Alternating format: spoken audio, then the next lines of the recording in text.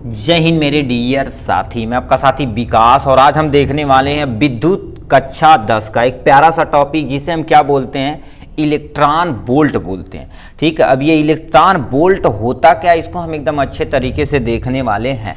और इसमें क्या क्या चीज़ हम देखने वाले पहले आपको बता देते हैं। ठीक है, सबसे पहले तुम्हारे पास यदि देखा जाए तो इलेक्ट्रॉन बोल्ट क्या होता है, इसकी हम क्या देखेंगे। इलेक्ट्रॉन बोल्ट क्या होता है इसकी सबसे पहले हम क्या देखेंगे, परिभाषा देखेंगे। क्या देखेंगे, परिभाषा।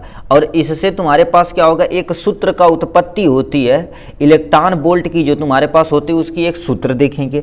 सूत्र यदि देखेंगे तो जाहिर सी बात क्या होगा, इसका हम मात्रक भी देखने वाले हैं। ठीक है, क्या देखने वाले हैं, मात्रक देखने वाले हैं। और यदि कोई पूछे एक इलेक्ट्रॉन बोल्ट में कितना जूल एनर्जी होती है, उसके मान को भी हम क्या करते हैं इस वीडियो में पूरा अच्छे तरीके से देखने वाले हैं। और यदि देखा जाए तो इसमें एमसीक्यू में यहाँ पर एक एमसीक्यू ये पूछा जाता है, और इसका तुम्हारे पास फार्मूला वर्मूला जल्दी नहीं पूछा जाता, बट ये वाला चीज़ आपका क्या होगा, जरूर से जरूर एक एमसीक्यू में पूछा जाता है। तो आपके सामने इलेक्ट्रॉन बोल्ट, ये आपसे कह देगा इलेक्ट्रॉन बोल्ट को डिफाइन कर दिए तथा एक इलेक्ट्रॉन बोल्ट में कितनी जूल की मात्रा होती है उसको भी आपको क्या कर देना, यहाँ से डिफाइन कर देना है। ठीक है, तो यहाँ पर लिख दिया है इलेक्ट्रॉन बोल्ट होता कैसे, डिटेल में देखिए। आशा करते हैं आप बोल्ट यानी विभवांतर आप अच्छे से पढ़ लिए। यदि आप विभवांतर पढ़ लिए होंगे तो ये क्या करेंगे, इलेक्ट्रॉन बोल्ट को ऐसे ही तुरंत भन्न से बता देंगे। अब लिखा क्या होगा, जब इलेक्ट्रॉन को एक बिंदु से दूसरे बिंदु तक ले जाने में किया गया कार्य इलेक्ट्रॉन बोल्ट कहलाता। कहने का मतलब क्या होता है, मान लेते हम क्या होगा, एक पॉइंट ए है और पॉइंट बी है। मान लेते हैं यहाँ पर क्या होगा, कोई एक इलेक्ट्रॉन है। ठीक है, मान लेते हैं हमारे पास कोई एक इलेक्ट्रॉन है और यहाँ पर एक कोई बिंदु है, एक बिंदु से दूसरे बिंदु तक। ठीक है, एक बिंदु देखिए, एक बिंदु इसमें मान लेते हैं, एक बिंदु ये मान लेते हैं। एक बिंदु से दूसरे बिंदु तक बताओ लाया जाएगा। ठीक है, उठा के लाया जाएगा किसको, इलेक्ट्रॉन को। तो जाहिर सी बात क्या किया जाएगा, कुछ न कुछ कार्य किया जाएगा।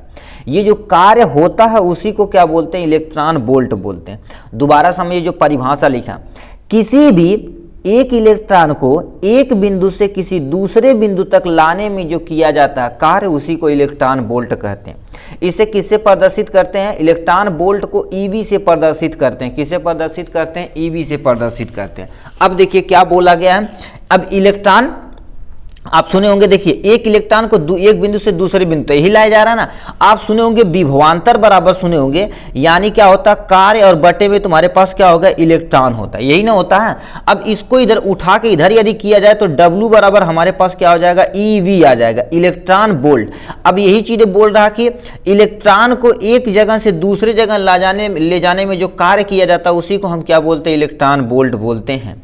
अब कोई पूछे जहां पर क्या क्या होता है, जहां W बराबर हमारे पास क्या होता है भैया, कार्य हो जाएगा, कोई टेंशन नहीं। यदि कोई पूछेगा इलेक्ट्रॉन, E बराबर तुम्हारे पास क्या हो जाएगा, इलेक्ट्रॉन। ठीक है, इलेक्ट्रॉन का आवेश हो जाएगा। क्या हो जाएगा, इलेक्ट्रॉन का आवेश हो जाएगा। उसका मान भी अभी यहाँ पर लिख देते हैं, कितना होता है, 1.6 × 10⁻⁻19 कूलाम्ब होता है, ये उसका मान है। अब सर जी कोई पूछेगा यानी V तुम्हारे पास क्या हो जाएगा, यहाँ पर विभवांतर हो जाएगा। आपके सामने ये तुम्हारे पास हो जाएगा एक विभवांतर के बारे में, यही हमसे पूछा हुआ था। तो यानी हमारे पास का W बराबर क्या हो जाएगा, EV हो जाएगा। E मतलब क्या होगा, इलेक्ट्रॉन बोल्ट हो जाने वाला है यहाँ से।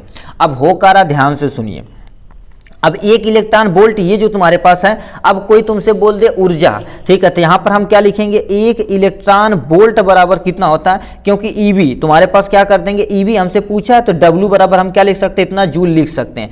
तो हमारे पास कितना हो जाएगा, 1.6 × 10⁻⁻19, और ये तुम्हारे पास क्या हो जाएगा, जूल हो जाएगा। क्यों तुम्हारे पास, क्योंकि देखिए EV की जगह हमने EV ही लिख दिया, W की जगह क्या लिख दिया, 1.6 × 10⁻⁻19 जूल हो जाएगा। प्लीज आप इसे नोट डाउन कर लीजिएगा, क्योंकि ये मान पूछा जाता है कि कितना होता है। या अब ये कैसे आया इसको हम आपको बता देते हैं। देखिए W यानी तुम्हारे पास क्या हो जाएगा, एक इसे ऊर्जा मानो, ऊर्जा बराबर तुम्हारे पास क्या हो जाता है, यदि आप पढ़े होंगे। ठीक है, तो इसे क्या बोलते हैं, विभवांतर बोलते हैं। और गुणे में तुम्हारे पास क्या होगा, इलेक्ट्रॉन का आवेश बोलते हैं। क्या बोलते हैं, इलेक्ट्रॉन का आवेश बोला जाता है। इतना बोल दिए। अब देखिए, यदि ऊर्जा को ऐसा ही रहने देते, या ये इलेक्ट्रॉन वोल्ट मान लो, कोई टेंशन नहीं, इलेक्ट्रॉन वोल्ट मान लो।